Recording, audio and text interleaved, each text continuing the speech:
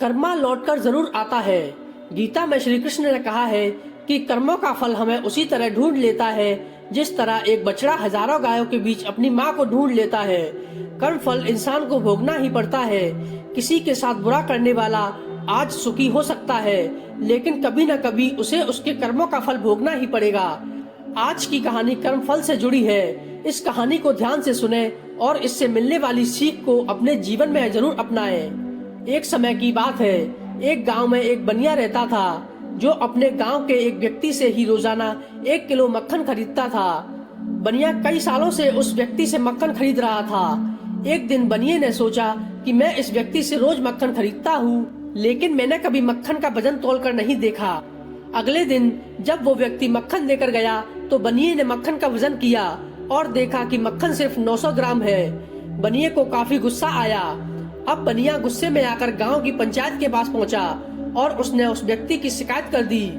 गांव की पंचायत ने उस व्यक्ति को बुलाया और कहा कि तुम पर इस बनिए ने आरोप लगाया है कि तुम इसे 1 किलो मक्खन की जगह सिर्फ 900 ग्राम ही देते हो। क्या तुम्हें अपनी सफाई में कुछ कहना है? वो व्यक्ति बोला, सरपंच जी, मैं एक गरीब आदमी हूँ, मेरे पास वजन तौलने के लिए सही माप नहीं है। मैं इस बनिए से रोज 1 किलो चीनी खरीदता हूँ और अगले दिन उसी चीनी को तराजू के एक तरफ रखकर इस बनिए के लिए मक्खन तौलता हूँ। पंचायत में बैठे सभी लोगों को सच्चाई समझ आ गई और उन्होंने बनिए को गांव से बाहर करवा दिया। यह कहानी हमें सिखाती है कि जैसा हम कर्म करेंगे उसका फल भी हमें वैसा ही मिलेगा। हमारी चालाकी ही हमारा नुकसान करा देती है। हम जो भी दूसरों को देते हैं या उनके साथ जैसा भी व्यवहार करते हैं वह लौटकर हमारे पास ही आता है। अतः हमारे कर्मों के फल से हम नहीं भाग सकते। बुरा करने वालों के साथ बुरा ही होता है और अच्छा करने वालों के साथ अच्छा। इसलिए कभी भी कोई गलत काम ना करें और अपनी जिंदगी को बेहतर तरीके से जिए।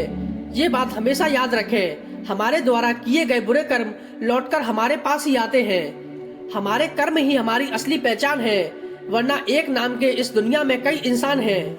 हम आशा करते हैं कि इस कहानी से आपको कुछ अच्छा सीखने को मिला हो। ऐसी और भी प्रेरणादायक कहानी सुनने के लिए इस चैनल को सब्सक्राइब करना ना भूलें।